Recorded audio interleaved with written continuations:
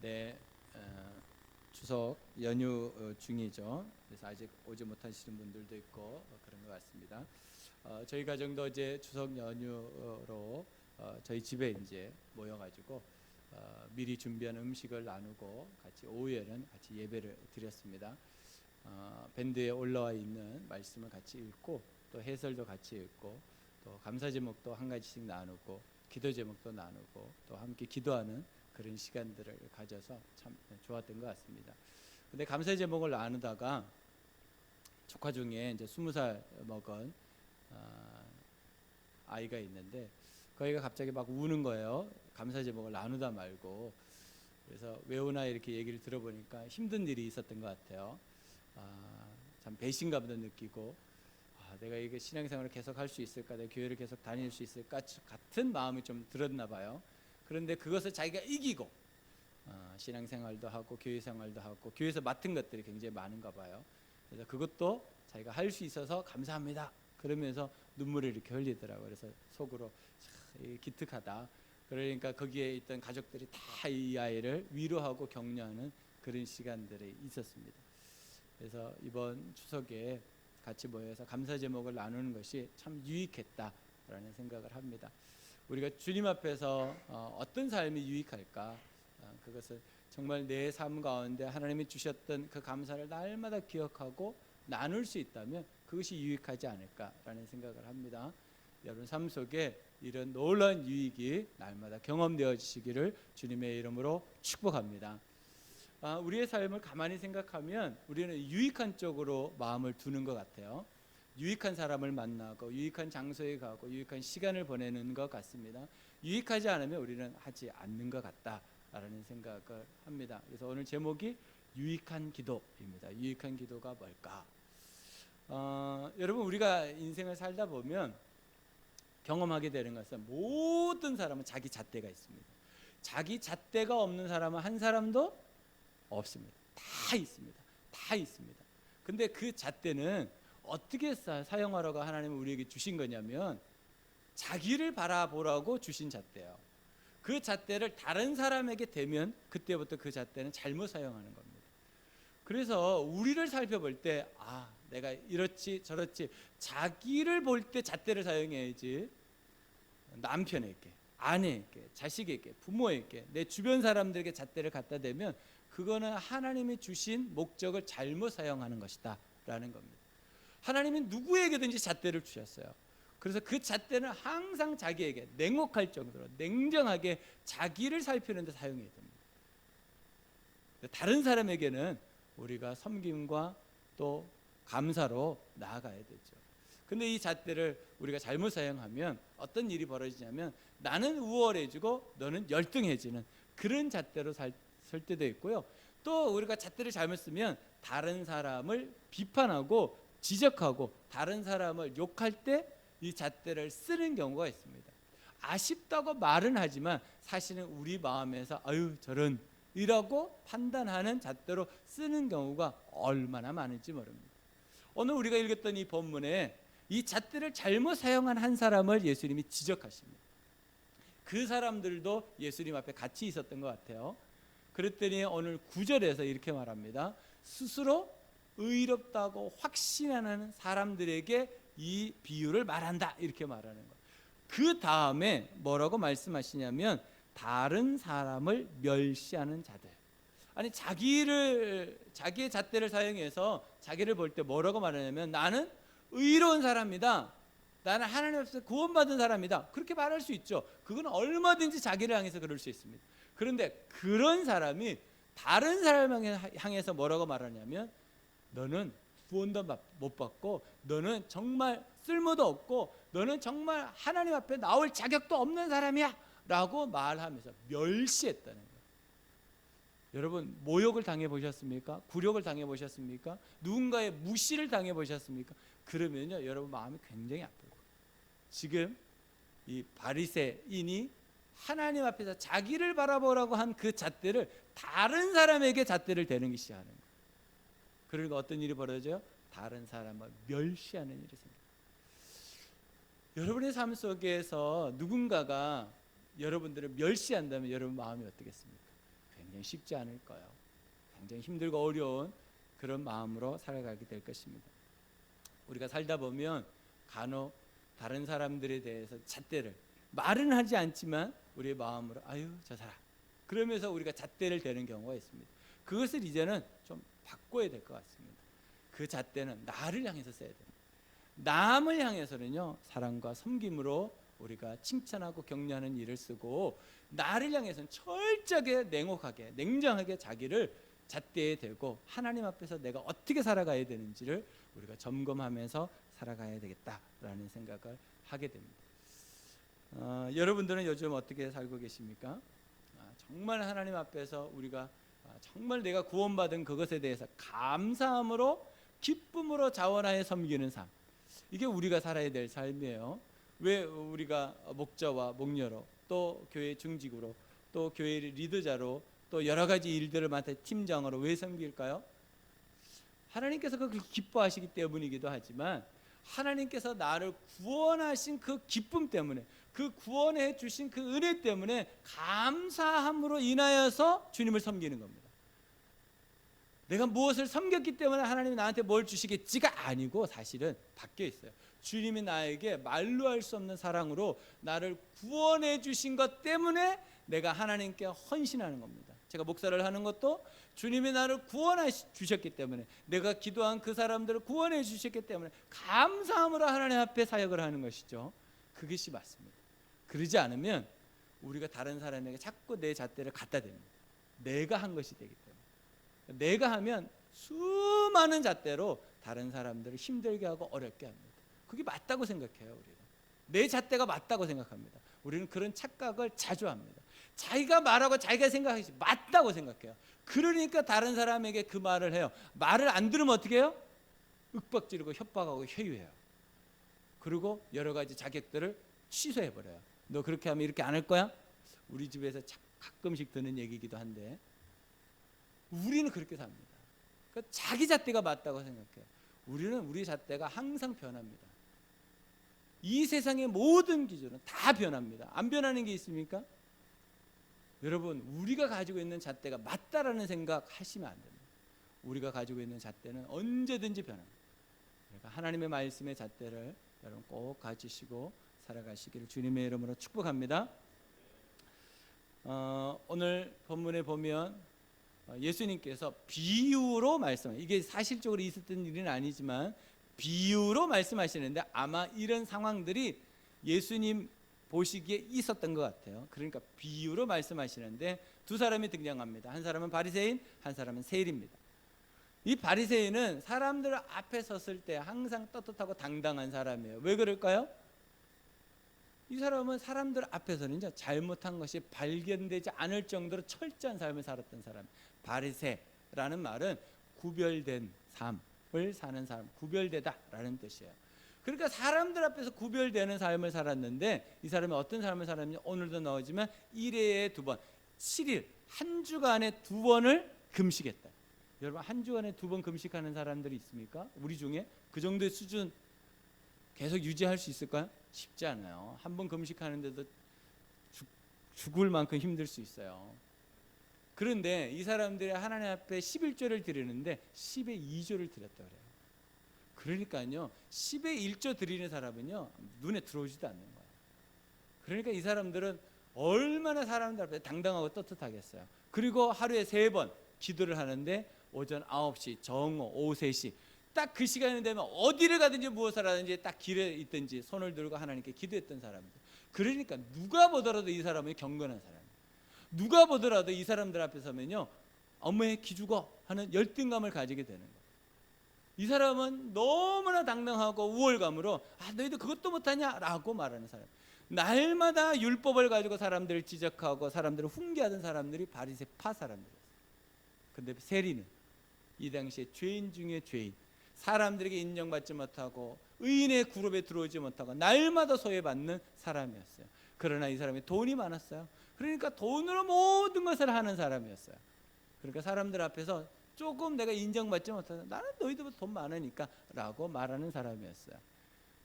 근데 이 세리가 로마 사람들의 앞잡이, 세리로서 살아갈 수밖에 없는 상황이 있었습니다. 그것은 로마에서 정부에서 이 세리들에게 월급을 주지 않았어요. 그냥 세리 직분만 준 거예요. 그러면 이 세리가 뭐 하냐면 세금을 걷는 일을 하잖아요. 세금을 걷어서 로마에다 바친단 말이에요. 근데 10원을 걷어야 되는데 월급을 안 주니까 어떻게 걷어요? 자기 월급을 자기가 알아서 걷게 되는 거예요. 그러니까 걷다 보니까 로마에 줄 것은 분명한데 걷다 보니까 좀 더 걷어도 될 것 같거든요.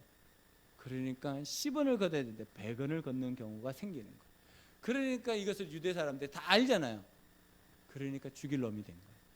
이 세리는요, 인정받지 못하는 사람, 사람들에게서 아주 욕먹는 사람, 죄인 중에 대명사가 세리였던 거예요. 그런데 예수님께서 이 딱 인정받는 사람과 인정받지 못하는 이 두 사람을 딱 대비해가지고 얘기하시는 거예요. 이 사람은 인정받고 이 사람은 인정받지 못했다. 사람의 판단 기준과는 완전히 달랐던 거예요. 사람의 판단 기준은 바리새파 사람들이 인정을 받았어요. 사람의 판단 기준으로 세리는 인정받지 못하는 사람이었어요. 그런데 예수님은 바리새인은 인정받지 못하고 세리는 인정받았다라고 얘기합니다. 왜 판단 기준이 달랐을까요? 하나님의 기준이 다르기 때문입니다. 이 바리새파 사람들은 진정한 마음으로 진심으로 진솔하게 하나님을 섬기지 않았어요. 사람들에게 보이려고 해요. 오늘 비유에도 이렇게 나는 5번이나 이렇게 자랑하고 있어요. 그리고 더 웃긴 것은 하나님, 저는요 저 세리하고는 달라요. 우리가 이렇게 실수하면 큰일 납니다. 저는 잘하는데 저 사람은 못합니다. 이렇게 되면 큰일 납니다. 여러분들 그렇게 안 하시죠? 네, 우리 한국인은 다 그렇게 삽니다. 우리는 괜찮은데 일본 놈들 때문에 그렇게 살아요. 내가 안 그러고 살 수 없어요. 우리 이제 지금 추석이 전에 시장민들, 이 북한 이 김일성이 이 뭐야 가족들 때문에 내가 지금도 아직 가족들도 못 만나, 이상까지 상봉도 못하고, 저런 우리는 그렇게 산다고요. 아니라고 말하지 마요. 우리는 그렇게 살아요. 운전하다가 나는 운전 잘하는데 저놈 때문에 이거 있다고요. 없을 수 없어요. 우리는 그렇게 살아요. 인정해야 돼요. 인정해요. 바리새인은 인정하지 않았어요. 근데 세리는 그것을 가슴을 치면서 인정했다. 하나님, 저는 죄인입니다. 저는 그렇게 삽니다. 저는 나쁜 놈입니다. 주님 앞에 죄인입니다. 라고 인정했다고요. 주님 앞에 섰을 때 누가 인정 못할 사람이 어디 있겠어요? 우리는 다 죄를 짓고 살아갈 수밖에 없는 연약함을 다 가지고 있습니다. 나는 옳다라고 말하면서 다른 사람을 비판하는 삶, 이게 사람들이 하는 삶이에요. 누구나 그래요. 저는 안 그럴까요? 저도 그래요. 저도 여전히 그렇게 살고 있다는 거예요. 근데 우리가 하나님 앞에 와서 그것을 회복하는 기회가 있다고요. 그게 뭐냐면 회개 기도입니다. 오늘 주제입니다. 유익한 기도는 회개 기도이다. 유익한 기도는 회개 기도이다. 시작.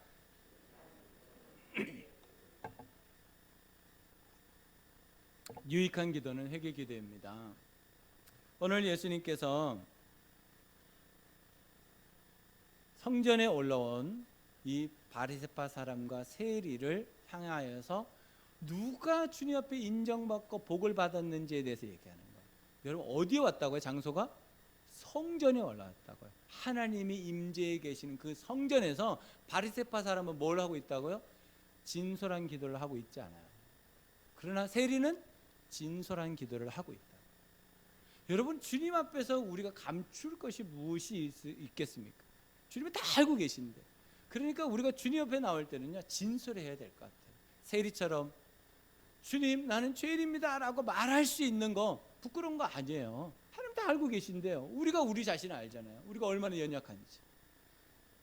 나는 입으로 죄를 범하지 않았습니다. 근데 눈으로 죄를 범하는 경우가 있잖아요. 흘기는 경우, 좋지 않게 보는 경우, 또 마음으로, 생각으로 얼마나 많은 죄를 범합니까?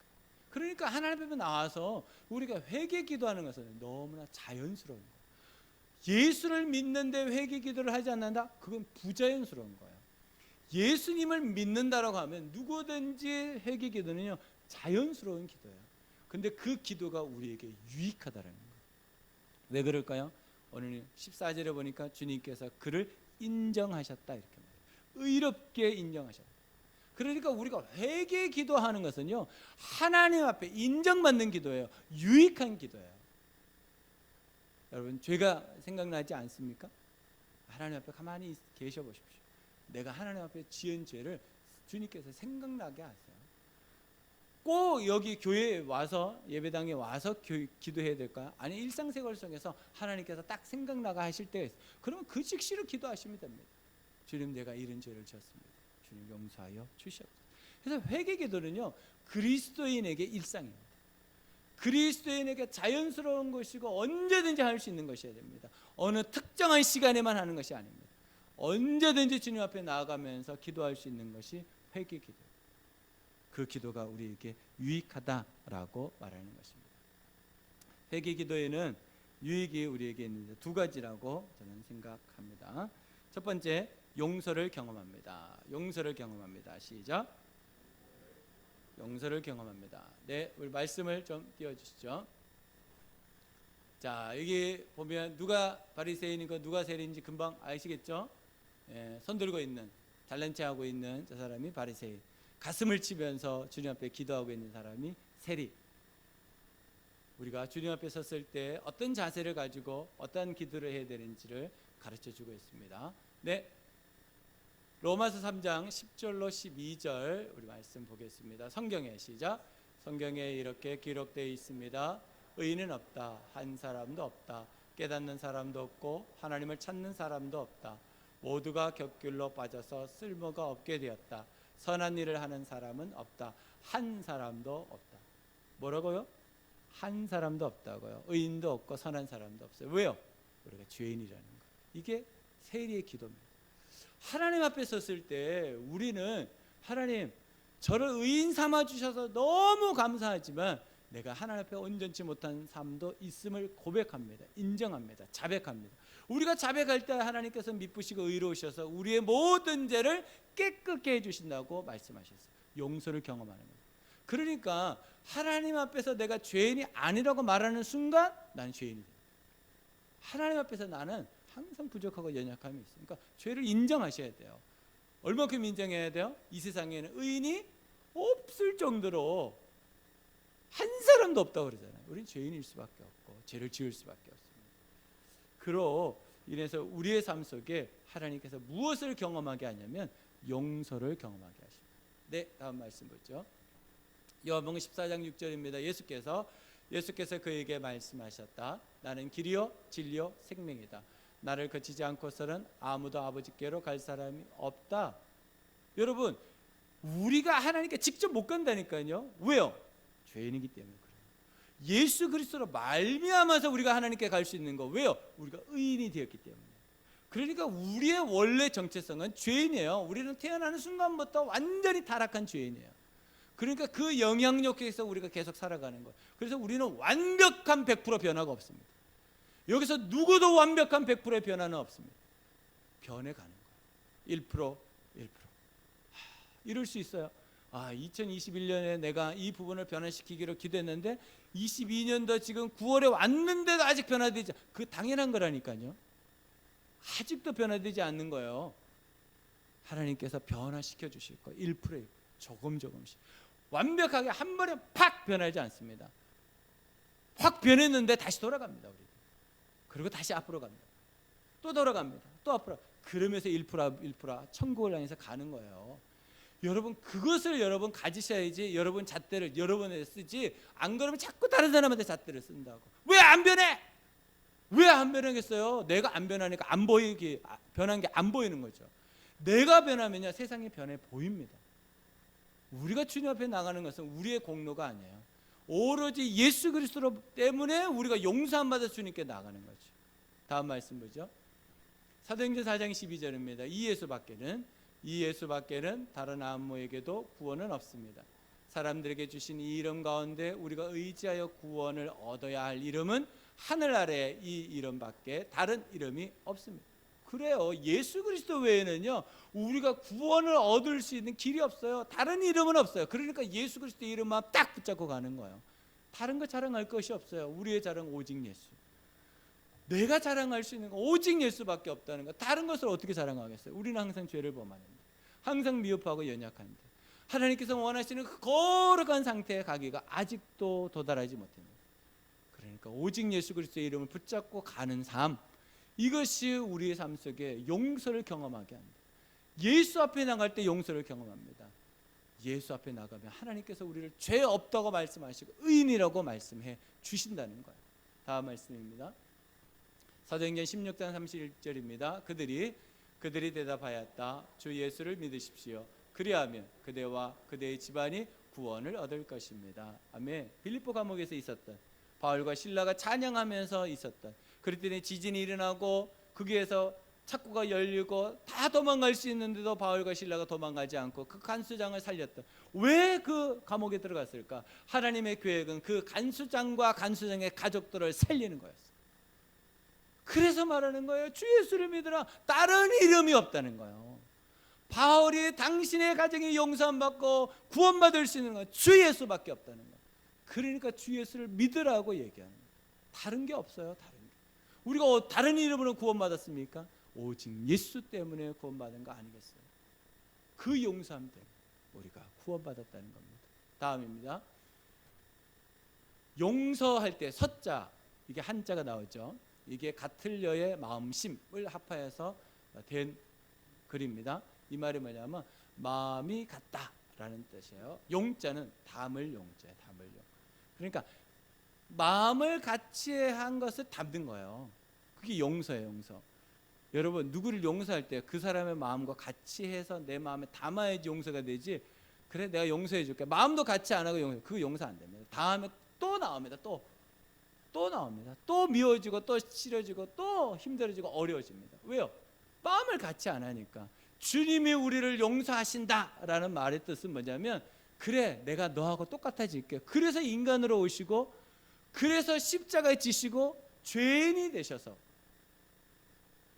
우리하고 똑같아지신 거예요. 같은 마음을 가지신 거예요. 그리고 우리를 품어주셨다고. 우리가 사람들을 용서할 때 해야 될 것은 뭐냐면 같은 마음을 가지는 것이에요. 그러니까 우리가 기도할 때 하나님, 같은 마음을 가질 수 있도록 도와주시옵소서. 같은 마음을 가지지 않으면요, 용서가 안 됩니다. 아직도 미운데, 아직도 싫은데 어떻게 같은 마음을 가집니까? 그러니까 주님께 기도하는 거예요. 주님, 저 사람하고 같은 마음을 가질 수 있도록 도와주시옵소서. 같은 마음을 가져야 됩니다. 그게 용서예요. 용서. 같은 마음을 가질 수 있어야 됩니다.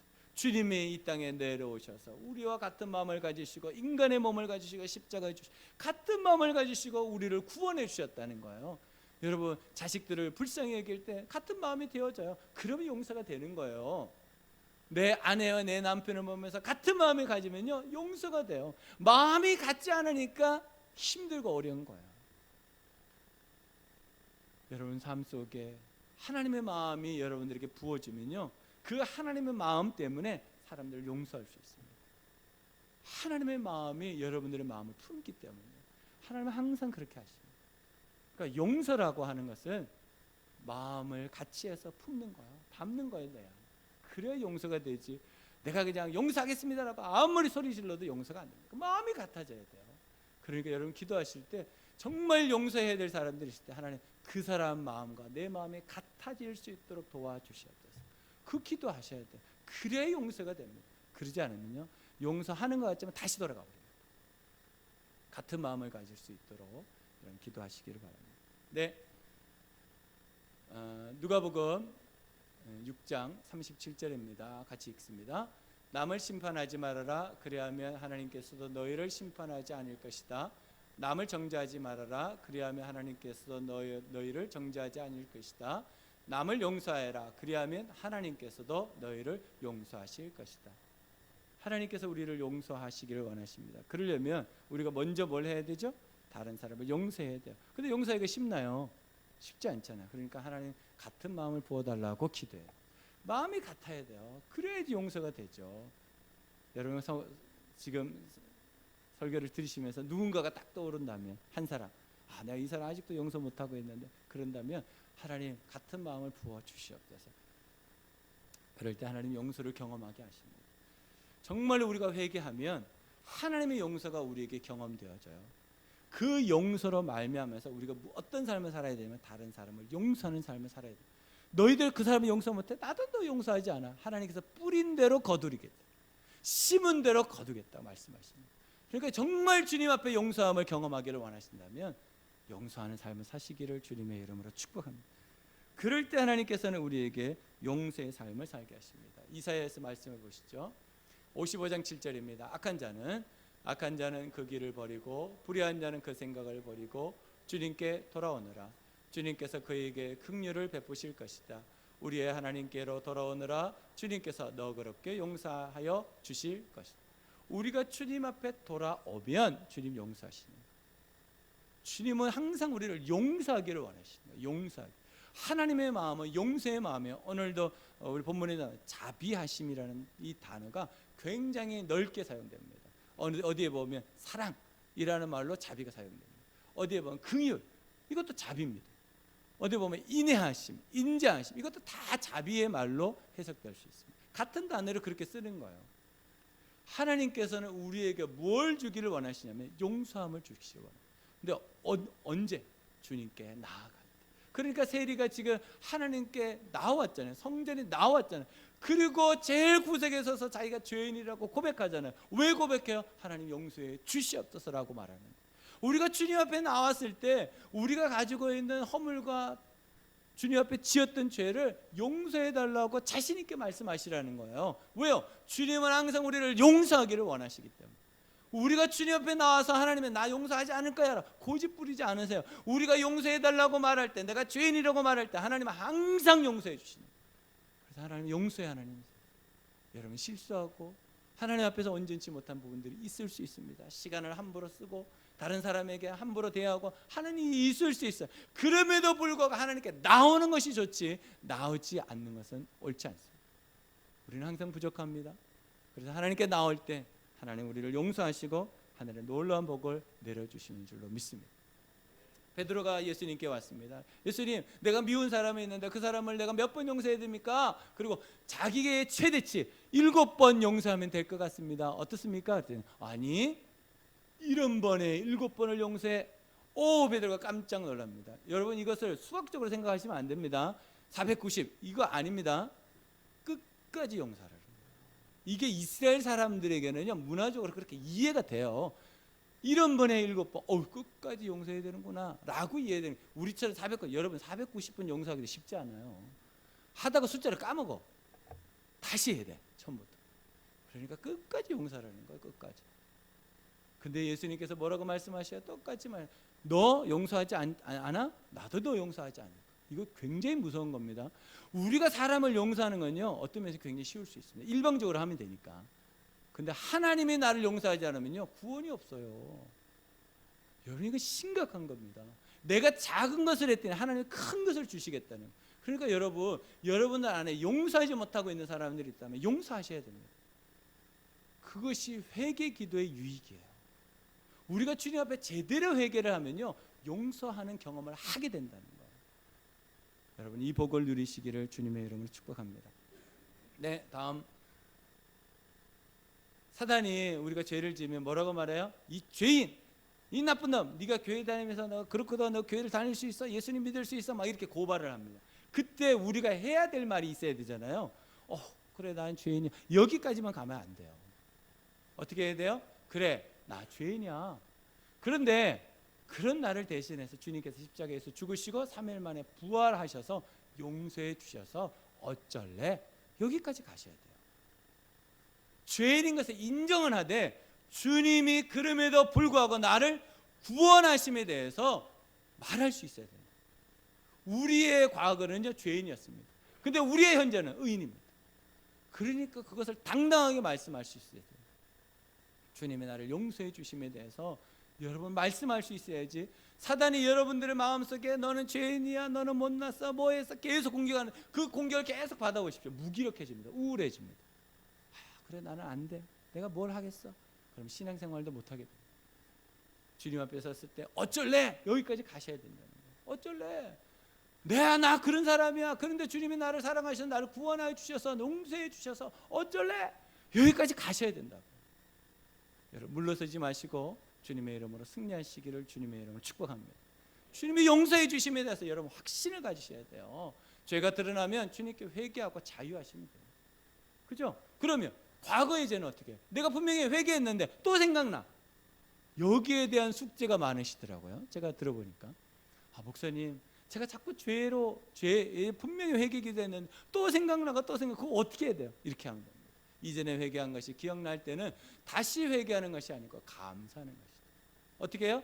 저의 죄를 용서해 주신 주님 감사하는 거요. 그때 분명히 주님이 용서해 주셨어요. 주님은 기억하지 않아요. 주님은 기억하지 않아요. 우리가 회개한 것은. 근데 우리는 기억해요. 왜 기억해요? 주님께 감사하라고. 그때 내가 분명히 죄를 지었는데, 그때 분명히 하나님 앞에 내가 잘못했는데 주님이 나를 용서해 주셨지? 그러면서 감사하는 거예요. 다시 죄에 묶이지 않는 거예요. 이거는 하나님이 우리에게 복음으로 주신 거예요. 그러니까 여러분, 과거에 지었던, 회개하고 넘어갔던 것을 다시 붙잡히지 마십시오. 주님의 이름으로 자유하시기를 주님의 이름으로 축복합니다. 과거에 여러분 지었던 것을, 회개한 것은요, 회개하지 않은 것은 회개하면 돼요. 그럼 자유해져요. 근데 회개한 것은요, 감사함으로 받으시면 돼요. 그리고 겸손하게 사시면 돼요. 내가 그때 그랬었지. 근데 주님이 나를 구원해 주셨지. 그러니까 내가 주님 앞에서 겸손하게 감사함으로 살아가. 그게 우리 그리스도인이 가져야 될 마음입니다. 여러분 삶 속에 이런 삶을 계속해서 살아가셔서 용서를 경험하시기를 주님의 이름으로 축복합니다. 두 번째, 우리에게 유익한 기도는 회개 기도인데, 회개 기도가 우리에게 유익한 게 뭘까? 두 번째는 하늘의 복을 경험합니다. 하늘의 복을 경험합니다. 시작. 그렇죠. 하늘의 복을 경험하게 됩니다. 네. 하늘의 복이 뭔가? 우리가 하늘의 복은 너무나 오해를 하고 있는 것 중에 한 가지가 하늘의 복이에요. 하늘의 복은 무엇이냐면 내 기준을 내려놓고 성경의 기준으로 사는 삶이 하늘의 복입니다. 우리가 하늘의 복 그러면 대부분 어느 쪽으로 가버리냐면 자꾸 물질적으로 갑니다. 내 문제 해결 쪽으로 갑니다. 이것은 하늘의 복이 아니에요. 하늘의 복은요, 어떤 상황과 여건 가운데서 내 기준을 내려놓고 하나님의 뜻대로, 하나님의 기준으로, 말씀 기준으로 사는 것이 하늘의 복이에요. 여러분, 병 들면 그거 저주입니까? 여러분들에게 질병이 생기면 하나님이 저주하신 겁니까? 아니라니까요. 그런 상황 가운데서 나를 내려놓고 하나님의 기준으로 살 수 있는 거, 그게 하늘의 복이란 말이에요. 물질적으로 힘들어져요. 실패했어요. 무너졌어요. 내가 지금까지 살았던 공동体다 무너졌네. 나 어떻게 살아야 돼? 그게 저주입니까? 아니에요. 그 상황 속에서 내 기준을 내려놓고 하나님의 기준을 붙잡는 것, 그게 하늘의 복이란 말이에요. 그 복을 가지고 살아야지만 우리의 삶 속에 내가 하나님 앞에 회개한 것이 유익한 것이지, 회개해놓고 하늘의 복을 누리지 못해 계속해서 세상의 기준으로 살아. 그거는요, 너무 힘들고 어려운 거예요. 하나님이 우리에게 회개하라고 말씀하셨을 때는요, 하늘의 복을 주시겠다고 약속하신 거예요. 그게 뭐냐? 하늘의 기준으로 사는 거예요. 성경의 기준으로 사는 거. 예전에 살았던 그 삶의 기준이 아니에요. 그건 내려놔야 돼요. 그래야지만 하늘의 복을 누릴 수 있습니다. 우리가 회개할 때 하나님께서는 하늘의 복을 경험하게 하신다는 거예요. 왜요? 우리가 죄인이 아니니까, 죄가 없어지니까. 그때 우리에게 부어주시는 기준이 뭐냐면 내가 말씀대로 사는 그런 하늘의 복을 경험하게 한다. 여러분, 이 복을 누리셔야 됩니다. 그래야지 여러분 삶 속에 초라해져도 당당할 수 있어요. 여러분 속에 뭔가 무너져도 당당할 수 있는 거예요. 왜? 나는 하나님의 기준으로 사람, 하나님의 말씀으로 사는 사람. 그것이 여러분들에게 힘이 됩니다. 여러분들의 소유가 많아지고 물질의 어떤 것들이 많아진다 그래서 여러분들 마음에 하늘의 복이 생깁니까? 아니라니까요. 성경은 그것을 지지하지 않아요. 성경에서 우리에게 말하는 복은요, 먼저 그의 나라와 그 의를 구하라는 것이죠. 그럴 때 우리에게 복이 있다라고 말하는 거예요. 그리고 나면 하나님께서 주시는 보너스가 이 모든 것을 주시는 거예요. 근데 우리가 이 모든 것에 너무 초점이 맞춰져 있다면, 이게 하늘의 복이라고 자꾸 말한다면, 그러면 없는 사람은 하늘의 복 못 받은 건가요? 아니란 말이에요.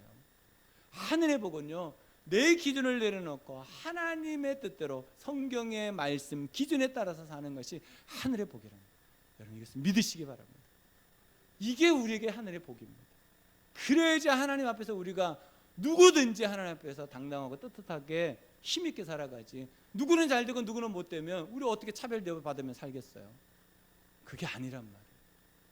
내 기준을 내려놓는 것, 그리고 성경의 기준을 받아들이는 그대로 살아가는 것이 하늘의 복인 줄로 믿습니다.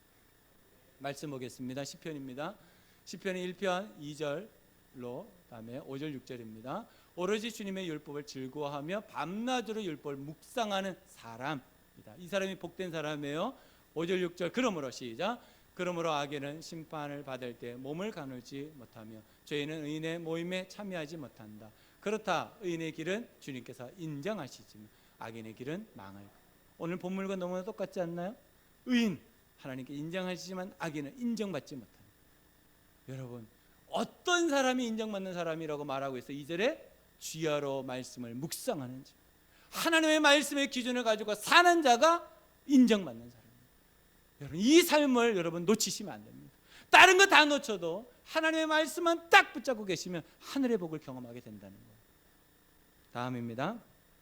여호수아서 1장 8절로 9절입니다. 이 율법책의 말씀을 읽고 밤낮으로 그것을 공부하여 이 율법책에 쓰여진 대로 모든 것을 성심껏 실천하여라. 그리하면 내가 가는 길이 순조로울 것이며 내가 성공할 것이다. 내가 너에게 굳세고 용감하라고 명하지 않았느냐. 너는 두려워하거나 낙담하지 말아라. 내가 어디를 가든지 너의 주 나 하나님이 함께 있겠다. 전제가 뭐예요? 하나님은 말씀대로 사는 거예요. 그 기준대로 사는 자에게 하나님께서 복을 주신다는 거예요. 이게 하늘의 복입니다. 하나님의 기준의 말씀을 가진 자는요 이 세상의 기준에서 초월해서 살 수 있는 거예요. 그것이 그리스도인의 삶이고 그것이 하나님께서 우리에게 주신 복이라는 거예요. 그러지 않으면요 우리는 계속 열등감 가운데 살게 돼요. 계속 다른 사람 비교 가운데서 내 잣대가 찰고 일그러진 잣대가 돼 보이는 거예요.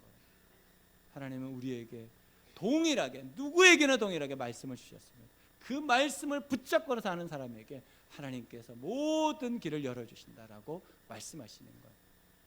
다음입니다. 요한복음 15장 10절 말씀 보겠습니다. 너희가 내 계명을 지키면 내 사랑 안에 머무를 것이다. 그것은 마치 내가 내 아버지의 계명을 지켜서 그 사랑 안에 머물러 있는 것과 같다. 이게 전제입니다. 하나님의 계명을 지키는 자에게 7절의 결과가 있는 거예요. 거꾸로 7절 너희가 내 안에 머물러 있고 내 말이 너희 안에 머물러 있으면 너희가 무엇을 구하든지 다 그대로 이루어질 거예요. 이게 하늘의 복입니다.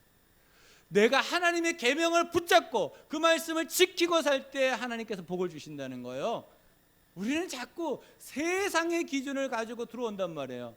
그래서 누군가가 위치가 올라가고 부유해지고 소유가 많아지면 그 사람을 향해서 박수를 쳐요. 그러면 상대적인 박탈감이 우리 교회 안에서도 생기는 거예요. 그건 아니죠.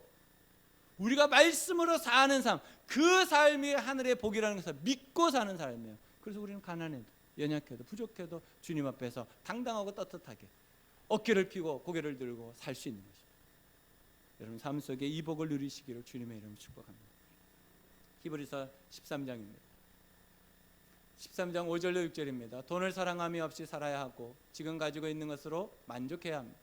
주님께서 친히 말씀하시기를 내가 결코 너를 떠나지도 않고 버리지도 않겠다 하셨습니다. 그래서 우리는 담대하게 이렇게 말합니다. 주님께서는 나를 도우시는 분이시니 내게는 두려움이 없다. 누가 감히 내게 손댈 수 있으랴. 이게 하늘의 복입니다. 히브리서 13장 1절로 4절 말씀을 계속 읽으면 어떤 내용이 나오냐면 그리스도인은 이렇게 살아야 됩니다. 저렇게 살아야 됩니다. 이렇게 살 때 하늘의 복입니다. 라고 계속 설명해 주시고 5절에서 이렇게 말씀. 우리가 하나님의 말씀대로 살 때 하나님은 우리를 떠나지도 버리지도 않는 거예요. 세상의 복을 붙잡으면 하나님 함께 하지 않습니다. 하늘의 복이 떠나가는 거예요. 여러분 선택하셔야 됩니다. 내가 하늘의 복으로 살 사람인가 세상의 복으로 살 것인지 여러분 선택하셔야 됩니다. 그 다음입니다. 요한계시록 1장 3절에 이렇게 말합니다. 같이 읽겠습니다. 이 예언의 말씀을 읽는 사람과 듣는 사람들과 그 안에 기록되어 있는 것을 지키는 사람들은 복이 있습니다. 그때가 가까이 왔기 때문입니다. 하나님의 말씀을 읽고 듣고 지키는 사람에게 뭐가 있어요? 복이 있다고. 이게 하늘의 복이라고요. 하나님께서 우리에게 주시는 이 복, 우리가 하나님 앞에 나가서 내 죄를 회개할 때 하나님께서 우리에게 깨닫게 하시는 것은 내가 말씀대로 살아야 되겠구나, 이 마음을 주신다고요. 그러면 그 말씀 때문에 우리가 하늘의 복을 받게 된다. 그러니까 여러분 삶 속에 내가 지금 무엇을 붙잡고 어떤 방향을 내가 행해서 가야 될지를 여러분 선택하셔야 돼요. 하늘의 복으로 여러분 사시기를 주님의 이름으로 축복합니다. 마태복음입니다. 마태복음 4장 17절 그때부터 예수께서는 회개하여라 하늘나라가 가까이 왔다 하고 선포하기 시작하셨다. 예수님께서 사단에게 세 가지 시험을 당하셨습니다. 그리고 요단강을 건너서 가실 때 최일성 광야에서 외쳤던 말씀이 이것입니다.